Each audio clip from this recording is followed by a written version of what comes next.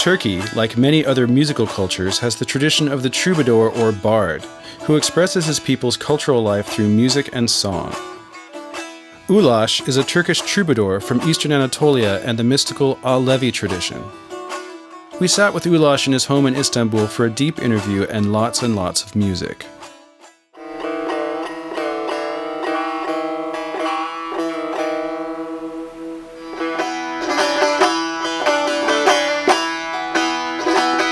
Muhabbet eyledi sadık yar ile, ne hoş yerden rast geldik yar yar.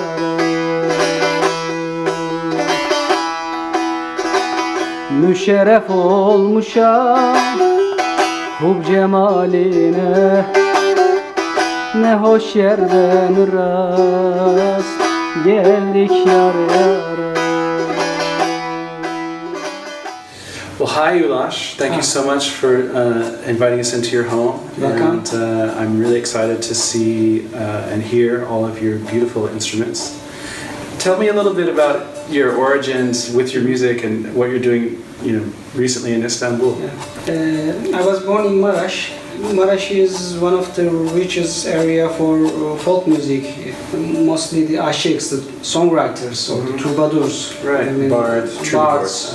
Songwriters, and they are also playing music. There were a lot of Âşıks from Maraş, and it was rich with its Âşık culture. Right. And also for my religion, Alevi religion, there were a lot of singers and players which are holy people for us, dedes.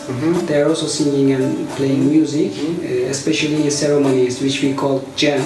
Jam ceremony is the main ceremony for Alevi culture. You play music, you sing poetry, and there is also dance. So my music is based on this culture and this religion. When I was young, very young, with my father, we were collecting music. I was recording music with my father. I was trying to understand how they play these instruments. I was really interested in that old style in that period.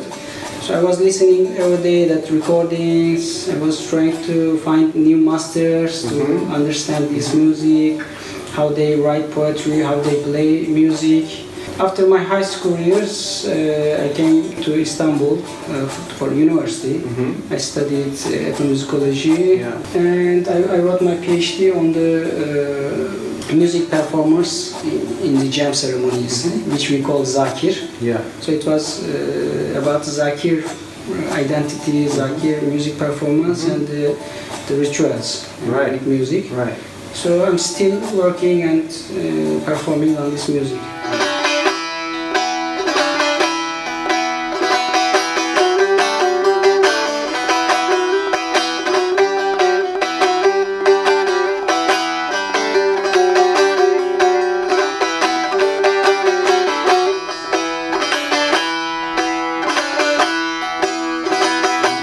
Ceremony, it's a gathering with women and men together, sitting together. Right, which is nice. Face to face. With men and women face to face. This is very important because it has a symbolic meaning. Because we believe that you can find all the goodness of the truth in human. You can be man or woman, doesn't matter in my religion. When we sit together, we are all one. We are all one, and we are all the faces of the truth. Meydanında dolu dolu bade içilir, didarından hakkın nuru saçılır. And we believe that the words of the Âşık is the essence of the Quran. And this is the Quran you play, and it's telling the truth, the words of the truth. So that's why when you play Alevi music in your daily life also, you know that as a player or as a musician that you are carrying all these beliefs. You're carrying the words of the truth and words of the Âşık. So you have to be on that way, on that path. So it's a living tradition. So if there is something wrong, if there is something bad, if there is something happening, and I see it, I can tell it with my saz and I can tell it with my poetry. Yeah. Âşık says that. I guess that's sort of a kind of a general description of mysticism versus sort of religion, right? Where religious is more like an institution. It's like a building, like a large church or a mosque, and kind of a hierarchy of communication to the God, right? You have to go through the imam, through the minister, whoever, and then the mystic is able to communicate directly. Yeah.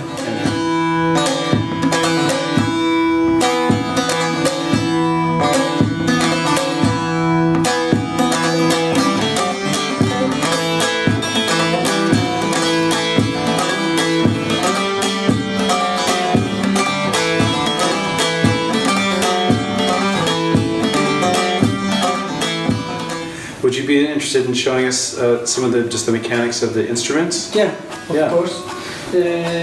These are from my region. Arif Çağlı, the maker, he made these instruments. And actually, this is the grandmother of today's bağlama. Okay. The true string bağlama is based on this instrument, actually. And there's 2 string and 1. So it's like 2. Actually, this is dutar. Right. You put 2, but it's pairs. So do means 2, like duo. Yeah. So dutar Yes, is 2-string guitar. It is a kind of dutar.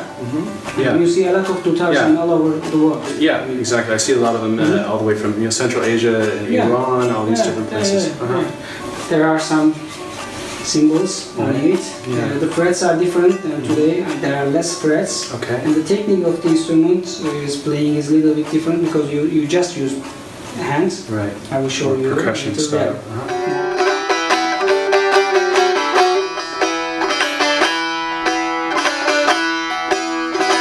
This is the longer neck bağlama with bigger body.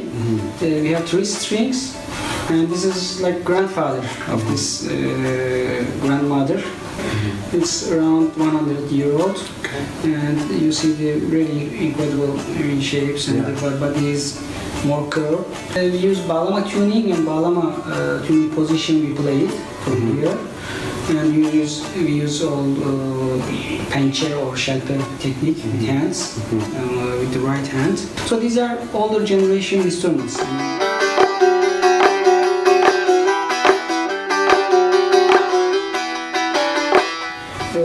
When I began my musical career in 19s, I was playing these instruments.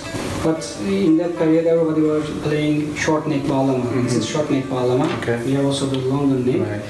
And I recorded my first album with this instrument from my region, all the songs collected from my region. And after many years, now younger generation musicians are playing this instrument. There are a lot of makers, a lot of players, performers, even Âşık, and younger generation musicians. They say that we want to play more traditional music with these instruments. So they were looking for who. Well, I'm so glad to hear that. Because a lot of times the generations die out as older generations pass away. So I'm very happy to hear that. It's very interesting. In 1998 or 9, I played maybe 2 concerts with this instrument. It was not easy for me to find a place to play music. Right. But now I can play all over the world with this instrument. That's great. And people are calling me, who is the maker, who makes the older style, who makes, and how you play the right hand, and how is the technique, which fret we put, because the frets are less in these older. And also with moving the position, you can adjust. Yeah, there are. And especially this instrument is really, it's not easy to find the real master for this instrument. This is a kind of lost instrument actually, string jura. But there are now young generation, and we lost 2 masters of this instrument in Sivas burning in 1993. In Sivas, they killed 35 Alevi people. It affected me a lot, and you can see a lot of signs from that time in my musical life. Even playing with this instrument has also politic meaning for me.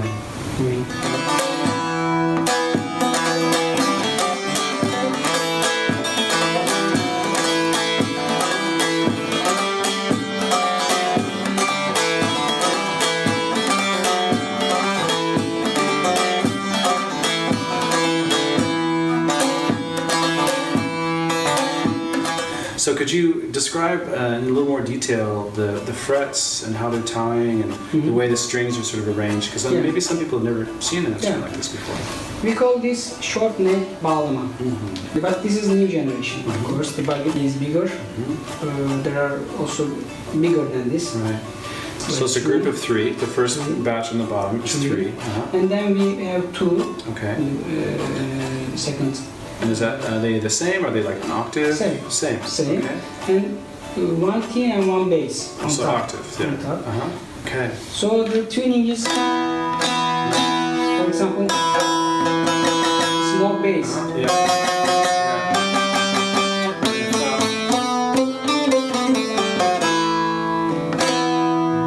There are some, for example, new techniques like mute. And also the hammering they do occasionally, Or tapping. Tapping, yeah. Yeah, there are a lot of techniques.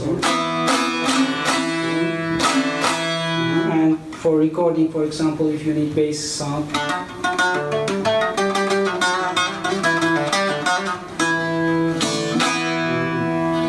So it's really rich instrument. And would you say that this is kind of like the national instrument of Anatolia, if there was possibly such a thing? I mean, it seems it's played almost everywhere. Yeah, but we don't have one style bağlama. Of course, yeah, it's versatile for each different region. Yeah. Do you want to maybe open up a tune, you know? Yeah. Niyaz group, they sang this song in their album. Actually, I wrote it for them. Okay, great. It was song.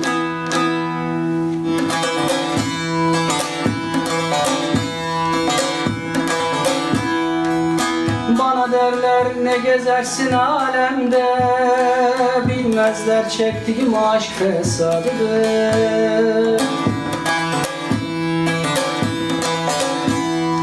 Böyle çalınmıştır lehri kalemde, nice şad olayım din aşadır.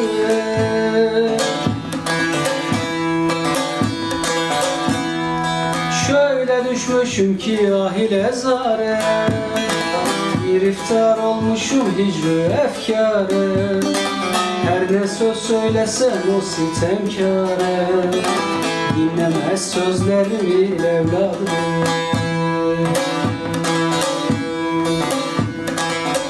So hey, can you tell us what you're up to these days with your projects, what you're working on these days? Yeah. For now, I'm recording my solo album. This will be my third solo album. It will be released in France first, and then all over the world, and then Turkey. I also had some project with Alekber Muradi, Kayhan Kalhor, Niyaz. So I had some project before with Iranian musicians especially, and some musicians in Turkey. I have also a project with two French musicians, For Abanit. We founded it in 2009. And we recorded 2 albums. It was a very interesting experience for me actually, because it's a project based on Âşık and Troubadour traditions. Right, 2 different traditions kind of coming together. Because in history we see that Âşık and Troubadour traditions, they grow in the nearly same period. It was for me really interesting experience. I mean, to meet different people. We played in Algiers, in Beirut, in Saloniki, in Lithuania. I don't know. I never playing in these places, and people are dancing. I mean, they are asking my instruments. Or we played in a prison in Nantes. Wow. I mean, my music was a bridge to contact with people, and it was really interesting for me. I really learned a lot of things about music with this project. It was really a creative period for me, and now I want to show all these inspirations with my solo album.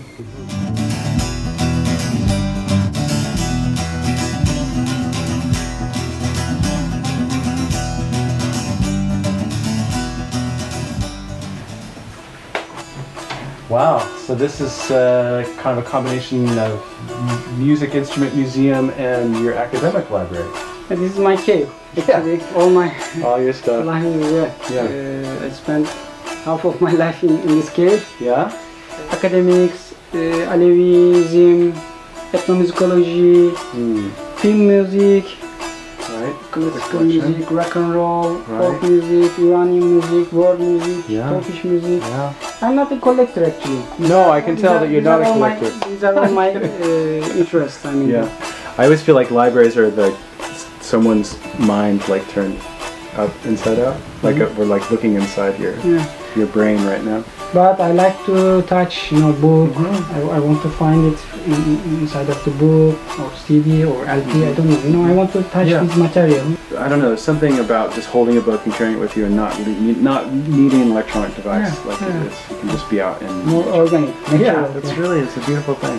This is tambur from Iran. Yeah. Setar from Iran. I have something very similar to this at home. Yeah. Yeah, I have one. Yeah. Yeah. Great. I'm just interested with this instrument, but Yeah. I'm not. Of course. Yeah. Yeah. Your level of when you say I'm just basic level is like 10 times higher than everybody else, but it's okay. This book is from Lawrence Beacon from England. He wrote it in 1975. Folk music instruments of Turkey. He traveled all over Anatolia. He collected incredible instruments. This is the instrument from Arif Çağlı. He collected from him in 1962. It is the same shape, like my instruments. And also this one, like my small bağlama and buzba.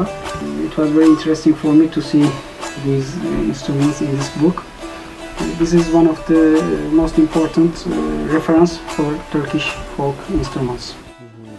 Well, thank you so much for being so gracious and the amount of knowledge that you're carrying with you is vast, and you're so generous. And we're so lucky that people like you, extremely talented musicians and scholars, are deciding to bring this music out into the world. And I think the world is definitely in need of these kind of things, and it's benefiting greatly from work like yours. Thank you very much. It's a pleasure to meet you. Very happy to meet you and be here in Istanbul with you. Thank you. Thank you so much. See you next time. Great to see you. Thank you very much. Thanks.